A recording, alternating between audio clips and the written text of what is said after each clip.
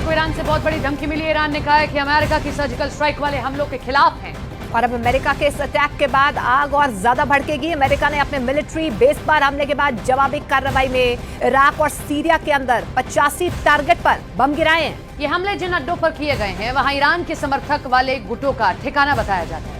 इब्राहिम रईसी ने यह भी कहा है कि ईरान पर कोई हमला करेगा तो उसका मुंह तोड़ जवाब दिया जाएगा। अब साफ तौर से ईरान का ये कहना है कि अमेरिका ने उसके समर्थित गुटों पर हमला करके बहुत बड़ी गलती कर दी है। और अब इसे लेकर अमेरिका के खिलाफ पश्चिम एशिया में गुस्सा बढ़ता जा रहा है। इस वक्त पश्चिम एशिया में नए युद्ध के हालात साफ साफ नजर आ रहे हैं। पूरे पश्चिम एशिया में अमेरिका के बहुत से अड्डे हैं और यहाँ अमेरिका के करीब 40 सैनिक तैनात हैं। और अब ईरान की डायरेक्ट धमकी के बाद बाइडेन को भी महसूस हो रहा है कि उनके अड्डों पर बड़ा हमला हो सकता है। सवाल है कि क्या ईरान बहुत जल्दी अमेरिका के मिलिट्री बेस पर बड़े हमलों को अंजाम देने जा रहा है।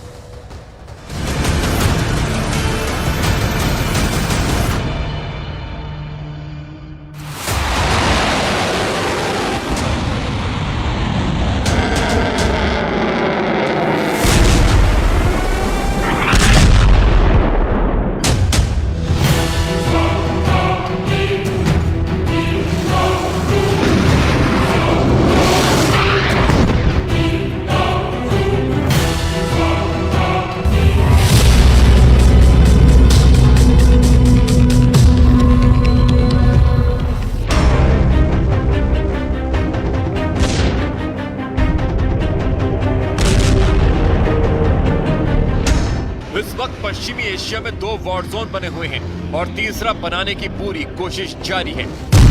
पहला गाजा है, जहां इजराइल करीब 4 महीने से 2400 घंटे बमबारी कर रहा है। इन हमलों में 26,000 से ज्यादा लोगों की मौत हो चुकी है।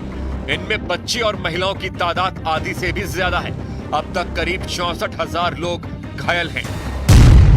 दूसरा वॉर जोन है लाल सागर, यानी यमन और अफ्रीका के बीच वो समुद्री गलियारा जहां इस वक्त इजराइल और अमेरिका के जहाजों पर हमले हो रहे हैं।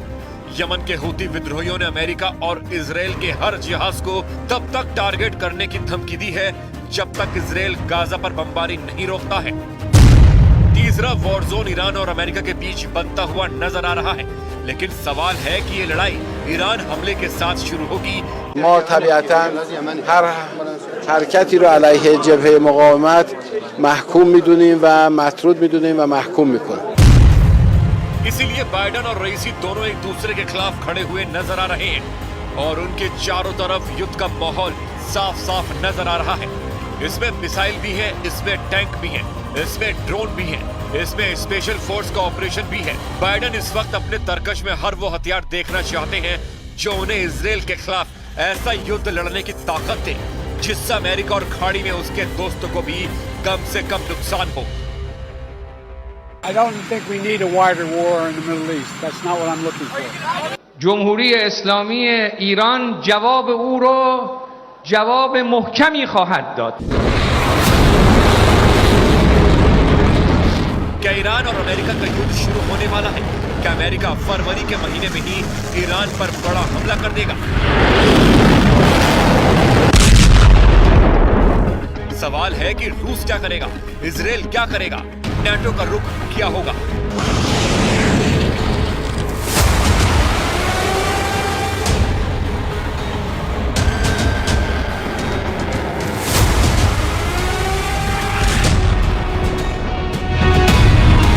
ईरान पर इल्जाम इसलिए लग रहा है क्योंकि ईरान से जिस मिलिशिया गुट ने इस हमले की जिम्मेदारी ली है उसको ईरान का पूरा समर्थन है। ईरान की ड्रोन पावर, उसकी मिसाइल पावर, ये सभी न सिर्फ हूती और हिजबुल्लाह तक पहुंची हुई है बल्कि इराक के मिलिशिया को भी ईरान से पूरी सपोर्ट मिलती है।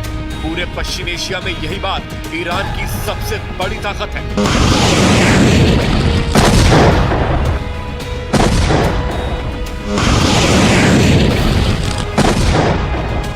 Iran continues to destabilize the region. This includes backing terrorists who attack our ships in the Red Sea, and the US is leading international efforts to end these attacks. America के रक्षा मंत्री Lloyd Austin ने ये बात NATO के महासचिव से मुलाकात के दौरान कही थी। यानी अमेरिका अब रूस और ईरान समेत कई खतरों को लेकर एक बड़े गुट के साथ बात कर रहा है। ऐसे में सवाल है कि अगर अमेरिका ने ईरान के खिलाफ बड़ी गुटबाजी शुरू कर दी तो इसका अंजाम क्या होगा? कतर के प्रधानमंत्री ने आगाह किया है कि गाजा से शुरू हुआ युद्ध पूरे पश्चिम एशिया को जला सकता है। بين دولة قطر والاتحاد الأوروبي للتوصل لحل دائم وسلمي لهذه الأزمة بكافة أبعادها السياسية والإنسانية، وعلى رأس أولوياتنا الوقف الفوري لإطلاق النار وكافة العمليات الانتقامية والاعتداءات العشوائية على قطاع غزة.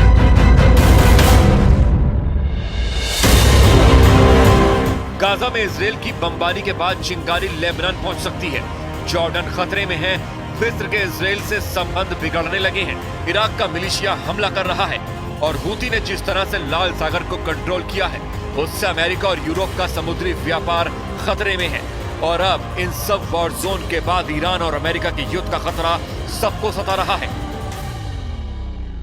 دنبال تنش با هیچ طرفی نیست و معتقد هست که منطقه و جهان بیش از این پذیرش و گنجایش ایجاد تنش‌های جدید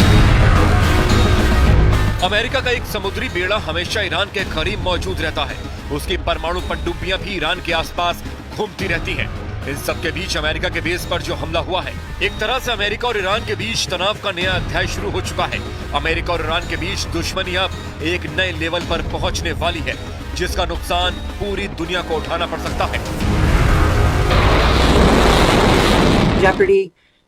So really, we don't know when Israel is going to eventually halt the conflict in Gaza, but I think until we see that, we are in a moment of true instability and insecurity. Again, that jeopardizes the lives of many millions of people.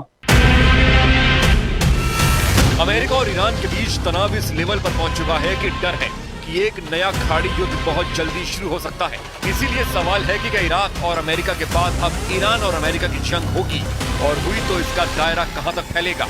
America और Iran का युद्ध क्या world war में तब्दील हो सकता है? यही सबसे बड़ा सवाल और डर भी है। इन्हीं सब बातों से इस वक्त खाड़ी देशों में तनाव बहुत ज्यादा है।